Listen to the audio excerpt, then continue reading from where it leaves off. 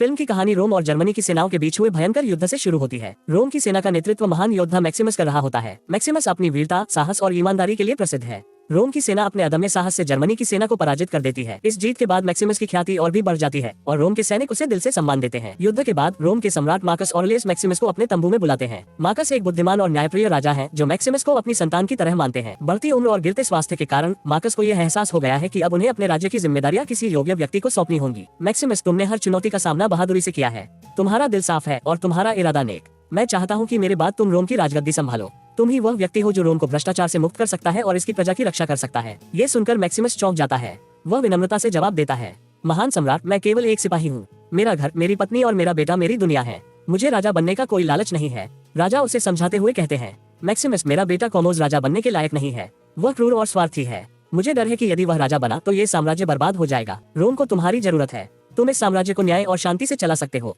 Maximus जवाब देता है, सम्राट, मुझे इस बारे में सोचने का समय चाहिए। राजा मुस्कुराते हुए कहते हैं, सोच लो, लेकिन याद रखना तुम रोम के भविष्य की कुंजी हो।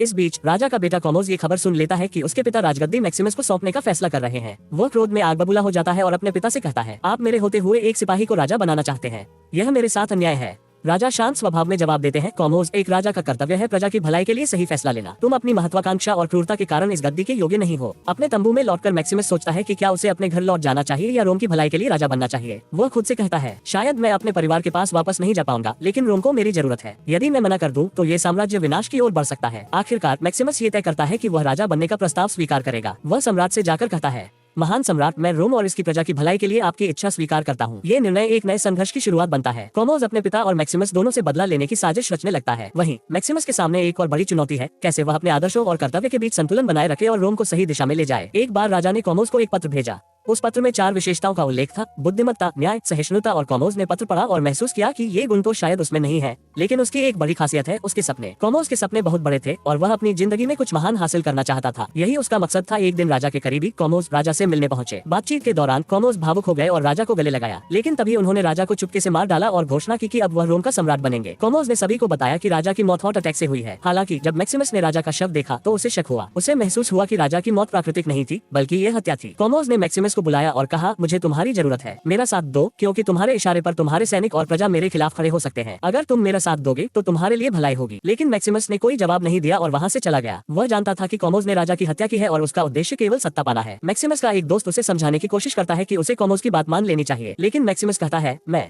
ऐसा नहीं कर सकता। राजा की हत्या की गई है और मैं इसे नहीं भूल सकता। सभी सलाहकारों को बुलाओ, हमें सच सामने लाना होगा। जैसे ही मैक्सिमस अपने कदम उठाने वाला होता है, कॉमोस के सैनिक वहां पहुंच जाते हैं। वे कहते हैं, हमें आदेश मिला है तुम्हें मारने का। मैक्सिमस को समझ आ जाता है कि उसकी स्थिति अब कमजोर हो चुकी है। वह कहता है, ठीक है, लेकिन वादा करो कि मेरी फैमिली को कोई नुकसान नहीं पहुंचाओगे। कॉमोस का एक सिपाही हंसते हुए कहता है, तुम्हारी फैमिली तो पहले ही खत्म कर दी गई है। इसके बाद वह मैक्सिमस के सिर पर वार करता है, जिससे वह बेहोश हो जाता है। बेहोशी के बाद कॉमोस के सैनिक मैक्सिमस को एक दूर जंगल में ले जाते हैं ताकि वहाँ उसे मार सके। लेकिन जैसे ही वे उसे मारने की कोशिश करते हैं, मैक्सिमस अचानक जागता है और सभी सैनिकों से लड़ाई करता है। वह घायल हो जाता है, लेकिन सभी को मार गिराता है। घायल अवस्था में मैक्सिमस अपने घर लौटता है, लेकिन वहां पहुंचकर वह देखता है कि कॉमोस ने उसके परिवार को भी मार डाला है। उसकी पत्नी और बेटे की जली हुई लाशें देखकर वह अंदर तक टूट जाता है। यह मंजर उसे बेहद दुखी कर देता है। मैक्सिमस अपने परिवार को दफनाता है और प्रण करता है कि वह राजा की हत्या का बदला लेगा। वह जानता है कि उसे कॉमोस को हराकर न केवल अपने परिवार बल्कि अपने राजा और रोम की प्रजा के साथ न्याय करना होगा। मैक्सिमस एक भयंकर लड़ाई के बाद बेहोश हो जाता है। वहीं कुछ अजनबी उसे उठाकर अपने साथ ले जाते हैं।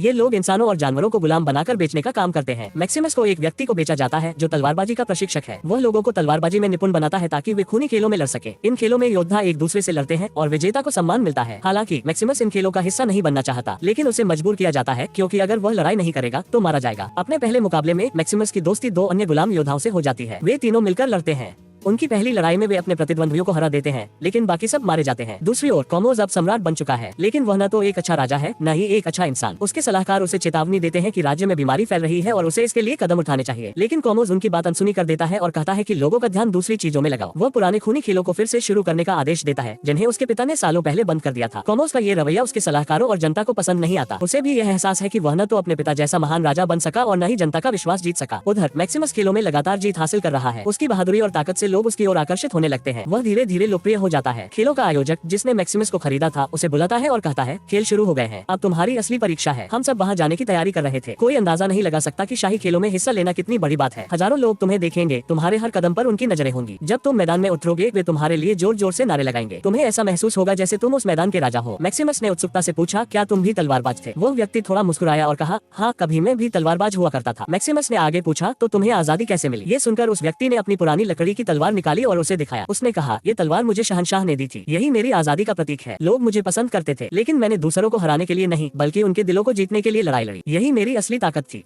मैक्सिमस ने इस पर कहा, मैं भी शहंशाह के सामने खड़ा होना चाहता हूँ। उस व्यक्ति ने सलाह दी, इसके लिए तुम्हें पहले लोगों के दिलों को जीतना होगा। मैक्सिमस ने दृढ़ता से कहा, मैं ऐसा ही करूंगा। इसके बाद सभी लोग रोम के विशाल स्टेडियम में पहुंचते हैं। स्टेडियम बहुत बड़ा था और वहाँ हजारों लोग मौजूद थे। सभी खेलों का आनंद लेने के लिए उत्साहित थे। वहीं दूसरी ओर शाही गद्दी पर बैठे कोमोस शहंशाह चिंतित नजर आ रहे थे। उन्हें पता था कि उनके लोग उनसे खुश नहीं हैं। कोमोस के साथ उनकी बहन और उनका भांजा भी मौजूद थे। कोमोस की बहन चिंतित थी क्योंकि उसका बेटा राजगद्दी का वारिस था। उसे डर था कि कहीं कोमोस उसके बेटे को मरवा न दे, क्योंकि कोमोस ने अपने पिता की भी हत्या की थी। कोमोस की बहन उन लोगों से मिली जो रोम की भलाई के लिए काम करना चाहते थे और उसके पिता के पुराने सलाहकार थे। उन्होंने कहा, कोमोस को रोका जाना चाहिए, वह मेरे बेटे और रोम की जनता के लिए खतरा है। लेकिन उनमें से एक ने कहा, अभी भी कई लोग हैं जो कोमोस की बातों में आते हैं। एक दिन ऐसा आएगा जब सभी उससे नफरत करेंगे, तभी सही समय होगा उसे हराने का। अभी हमें धैर्य रखना होगा। मैक्सिमस और उसके साथी रोम के शानदार अखाड़े में दाखिल होते हैं, जहां हजारों लोग इस रोमांचक मुकाबले को देखने आए हैं। मैदान के दूसरी तरफ उनके दुश्मन आधुनिक तीर कमान और घुड़सवार गाड़ियों के साथ पूरी तैयारी में खड़े हैं। उनके हथियार और रणनीति बेहद खतरनाक लगते हैं। दर्शकों के बीच सम्राट कोमोस भी अपनी बहन और भांजे के साथ इस लड़ाई का गवाह बनने आया हुआ है। मैक्सिमस अपने साथियों का नेतृत्व करते हुए उन्हें समझाता है कि इस खतरनाक युद्ध में कैसे विजय पाई जा सकती है। दुश्मन की घुड़सवार गाड़ियों और उनके तीरंदाजों को देखकर उनकी चुनौती और बढ़ जाती है। लेकिन मैक्सिमस अपनी सूझबूझ और बहादुरी के साथ दुश्मनों को मात देने की योजना बनाता है। जैसे ही लड़ाई शुरू होती है, मैक्सिमस और उसके साथी मिलकर दुश्मन की घुड़सवार गाड़ियों को पलटा देते हैं। कई दुश्मन वहीं ढेर हो जाते हैं। हालांकि इस खतरनाक लड़ाई में मैक्सिमस के कुछ साथी भी मारे जाते हैं, लेकिन उनकी कुर्बानी व्यर्थ नहीं जाती। अपनी रणनीति और साहस के दम पर मैक्सिमस अंततः सभी दुश्मनों को परास्त कर देता है। लड़ाई खत्म होते ही पूरा अखाड़ा तालियों और जयकारों से गूंज उठता है। दर्शक उसकी बहादुरी की सराहना करते हैं। ये दृश्य देखकर सम्राट कोमोस भी प्रभावित हो जाता है। वह मैक्सिमस से मिलने और उसकी तारीफ करने अखाड़े में आता है। कोमोस, जो अभी तक ये नहीं जानता कि यह वही मैक्सिमस है जिसे उसने धोखे से मारने की कोशिश की थी, कहता है, तुम जैसा योद्धा मैंने पहले कभी नहीं देखा। अपनी पहचान बताओ, नकाब उतारो और अपना नाम बताओ। मैक्सिमस जवाब में कहता है, मेरा नाम ग्लेडिएटर है। ये कहकर वह जाने लगता है। कोमोस यह अपमान सहन नहीं कर पाता और गुस्से में चिल्लाता है, तुम्हारी हिम्मत कैसे हुई सम्राट के सामने से बिना जवाब दिए जाने की? नकाब उतारो और अपना नाम बताओ। मैक्सिमस रुकता है, धीरे धीरे अपना नकाब उतारता है और पूरी ताकत से कहता है, मेरा नाम मैक्सिमस है। मैं असली सम्राट का वफादार जनरल था।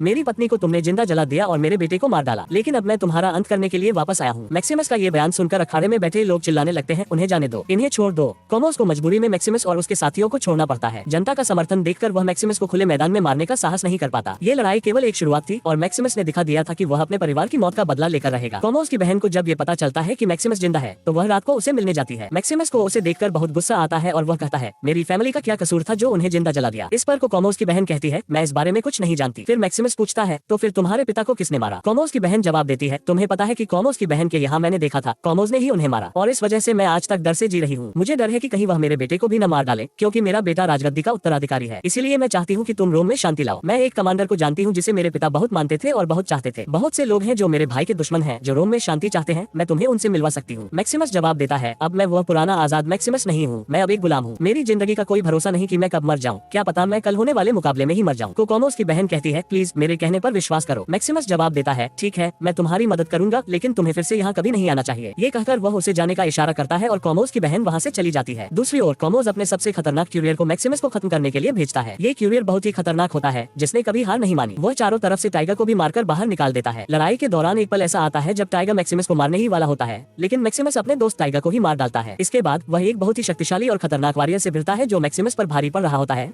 लेकिन मैक्सिमस अपनी सूझबूझ से उसे आखिरकार हरा देता है। अब वह वॉरियर मैक्सिमस के सामने जख्मी पड़ा होता है और मैक्सिमस के हाथ में हथियार होते हैं। मैक्सिमस उसे मार सकता है, लेकिन चारों ओर लोग उसे मारने के लिए नारे लगा रहे होते हैं। कोमोस भी उसे मारने का इशारा करता है और कहता है, अब इसे खत्म कर दो। मैक्सिमस उसे नहीं मारता और उसे जिंदा छोड़ देता है और रोम में उनकी निडरता और साहस को देखकर लोग मैक्सिमस के रहमदिल मैक्सिमस के नारे लगाने लगे। ये नारे पूरे मैदान में गूंजने लगे और रोम के लोग उनका नाम जोर शोर से लेने लगे। ये दृश्य बिग बॉस के लिए अपमानजनक था, जो खुद को एक ताकतवर शासक मानता था। वह महसूस करता है कि मैक्सिमस की वजह से उसकी प्रतिष्ठा को नुकसान हो रहा है। जब मैक्सिमस वहाँ से निकलने की तैयारी करते हैं, तभी उनका एक पुराना दोस्त जो कि मिक्सी में उनका साथी था आता है और पूछता है कि उसकी आर्मी कहाँ है। मैक्सिमस जवाब देता है, ऑस्ट्रेलिया में। वह दोस्त मैक्सिमस को बताता है कि उसकी आर्मी को खबर पहुंचानी चाहिए कि वह जिंदा है और अगर वे चाहें तो वह उनसे मिल सकते हैं। मैक्सिमस का दोस्त इस संदेश को भेजता है और फिर मैक्सिमस अपनी यात्रा जारी रखते हैं। रोम के लोग इस समय भी मैक्सिमस के नारे लगाते रहते हैं, हालांकि कोई भी उसे पहचान नहीं पाता। मैक्सिमस पहले योपीट और स्पेन की आर्मी के कमांडर रह चुके थे, जिन्होंने रोम के लिए लड़ा था और अब लोग उसे मृत मान चुके थे। एक दिन मैक्सिमस को उसका पुराना दोस्त फिर से मिलता है। वह दोस्त कहता है, तुम कांग्रेस की सिस्टर से मिलो और उनसे कहो कि मैं तैयार हूँ। वह आदमी जिससे तुम मुझे मिलवाना चाहते हो, अब मैं उससे मिलने के लिए तैयार हूँ। मैक्सिमस का दोस्त उसी के अनुसार करता है और कांग्रेस की सिस्टर से मैक्सिमस की मुलाकात होती है। दोनों मिलकर तय करते हैं कि वे मैक्सिमस को इस किंगडम से बाहर भेज देंगे ताकि वह ऑस्ट्रेलिया जा सके, जहाँ उसे 5000 वफादार लोग मिल सकते हैं। इसके बाद वह वहाँ से पावर हासिल कर रोम लौटेगा।